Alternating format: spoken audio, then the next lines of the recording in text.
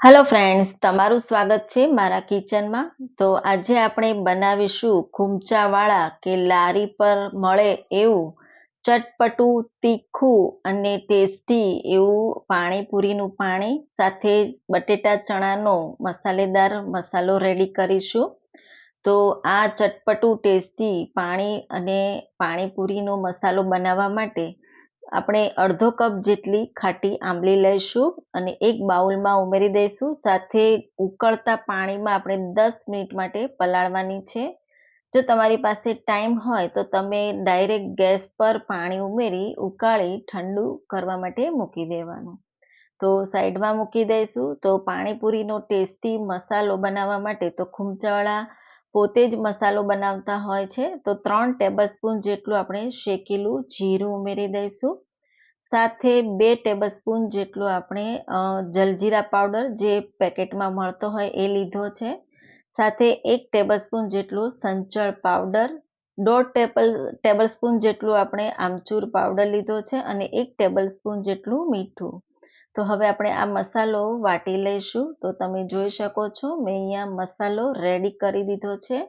તો એક જ વાર થાય એટલો જ મેં મસાલો રેડી કર્યો છે. હવે પાણીપુરીનું તીખું પાણી બનાવવા માટે મેં અહીંયા 1 કપ જેટલા ફ્રેશ ધાણા લીધા છે, અડધો કપ જેટલા ફુદીના, 5 થી 6 લીલા તીખા મરચાં અને 1 ઇંચ આદુનો ટુકડો. બાળકો ખાવાના છે એ રીતે મેં તીખાશ લીધી છે. હવે મિક્સિંગ જારમાં આદુ ઉમેરી દઈશું, સાથે મરચાં ઉમેરી દઈશું, ફુદીનાના પાન ઉમેરીશું અને લીલા ધાણા ઉમેરી દઈશું. તો એકદમ સારી રીતે બધું મિક્સ કરવાનું છે એટલે એ રીતનું આપણે ઉમેરીશું. તો હવે એમાં અડધા લીંબુનો રસ ઉમેરી દઈશું અને 1/4 કપ જેટલું આપણે પાણી ઉમેરી દઈશું. તો ઓછા જ પાણીમાં આપણે આ પેસ્ટ રેડી કરીશું. તો આ રીતે તમે જોઈ શકો છો અને એકદમ સ્મૂથ પેસ્ટ રેડી કરવાની છે. તો મેં અહીંયા પેસ્ટ રેડી કરી દીધી છે. સાથે એમાં થોડું પાણી પણ ઉમેરી એક બાઉલમાં આપણે ઉમેરી દઈશું. હવે એમાં 1 થી 1.25 લીટર જેટલું ચિલ્ડ પાણી એટલે કે ઠંડુ પાણી ઉમેરી દઈશું. તો મેં અહીંયા 1.25 લીટર જેટલું પાણી લીધું છે અને મિક્સિંગ જારમાં અડધો થી 1.5 લીટર એટલે ટોટલ મેં અહીંયા 1.25 લીટર જેટલું પાણી લીધું છે. હવે એમાં આપણે જે આંબલી પલાળી હતી એને 10 મિનિટ જેવું થઈ ગયું. હાથેથી આ રીતે મસળીને એના છોતરા કાઢી પલ્પ ઉમેરી દઈશું. તો તમારે જે રીતની આંબલી વધારે ઓછી ઉમેરવી હોય એ રીતે તમે ઉમેરી શકો છો. હવે એમાં આપણે બનાવેલો મસાલો ઉમેરી દઈશું, 2 મોટી ચમચી એટલે કે 2 ટેબલસ્પૂન જેટલો. તો તમારે ટેસ્ટ કરીને ફરી પાછો ઉમેરવો હોય તો એ રીતે તમે ઉમેરી શકો છો. સાથે લીંબુની સ્લાઇસ ઉમેરી દઈશું, એકદમ સારી રીતે મિક્સ કરી દઈશું. તો મીઠું આપણે પછીથી ઉમેરીશું અને આ પાણી મિક્સ કરી આપણે ઠંડુ કરવા માટે ફ્રીજમાં અડધો કલાક માટે મૂકી દઈશું. તો પાણી રેડી કરી દીધું. હવે આપણે ચણા બટેટાનો મસાલો રેડી કરીશું. તો એક કુકરમાં મેં અહીંયા 1 કપ જેટલા ચણાને પૂરી રાત માટે પલાળી દીધા હતા એ ઉમેરી દઈશું. આ રીતનું સ્ટેન્ડ અને કાણાવાળી ડીશ આ રીતે ઉપર મૂકી 4 મીડિયમ બટેટા આ રીતે આખા જ ઉમેરી દઈશું. તમારે હાફ એટલે અડધા કરવા હોય તો એ રીતે તમે કરી શકો છો. હવે એમાં આપણે પાણી ઉમેરી દઈશું. તો 1 થી 1.5 કપ જેટલું આપણે પાણી ઉમેરવાનું છે તે ઉમેરી દઈશું. સાથે 1 ટીસ્પૂન જેટલું આપણે મીઠું ઉમેરી દઈશું. તો બટેટામાં મીઠું નહીં આવે, ચણામાં જ મીઠું આવશે.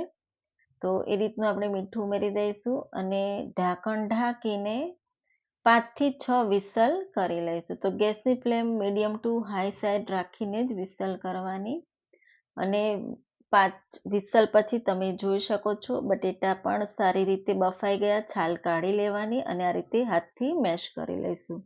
તો લારીવાળા પણ આ રીતે મેશ કરીને જ બટેટા વાપરતા હોય છે. હવે એમાં આપણે બાફેલા ચણા ઉમેરી દઈશું. તો ચણાનું પ્રમાણ તમારે વધારે ઓછું જે રીતે જોઈતું હોય એ રીતે તમે ઉમેરી શકો છો. સાથે એમાં 1 મીડિયમ સાઇઝની ડુંગળી, જો તમે ડુંગળી ન ખાતા હોય તો સ્કીપ કરી શકો, એની જગ્યાએ તમે કોબી ઝીણી કટ કરીને ઉમેરી શકો છો. લીલા ધાણા ઉમેરી દઈશું અડધો કપ જેટલા અને 2 મોટી ચમચી જેટલો આપણે ગ્રીન ચટણી જે વાટી હતી એ ઉમેરી દઈશું. સાથે 2 મોટી ચમચી જેટલું આંબલીનો પલ્પ અને સ્વાદ પ્રમાણે મીઠું ઉમેરી દઈશું. સાથે અડધી ચમચી આપણે સંચળ પાવડર ટેસ્ટ કરીને ફરી પાછું તમે ઉમેરી શકો છો. 1 મોટી ચમચી આપણે મસાલો બનાવ્યો હતો એ ઉમેરી દઈશું. 1 મોટી ચમચી આપણે લાલ મરચું પાવડર, તીખાશ તમારે જે રીતે જોઈતી હોય એ રીતે તમે ઉમેરી શકો છો.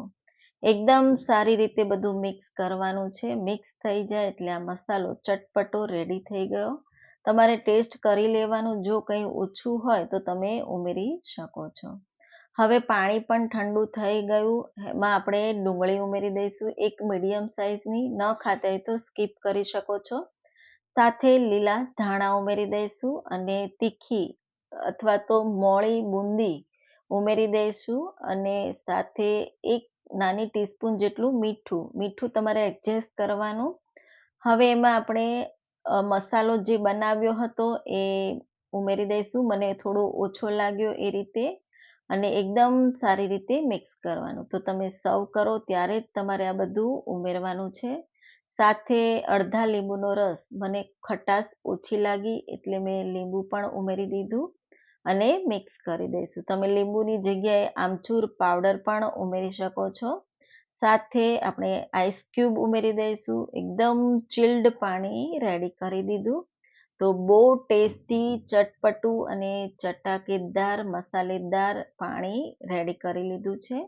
તો હવે મેં અહીંયા પાણીપુરીની પૂરી રેડીમેડ લીધી છે. તમે ઘરે પણ બનાવી શકો છો.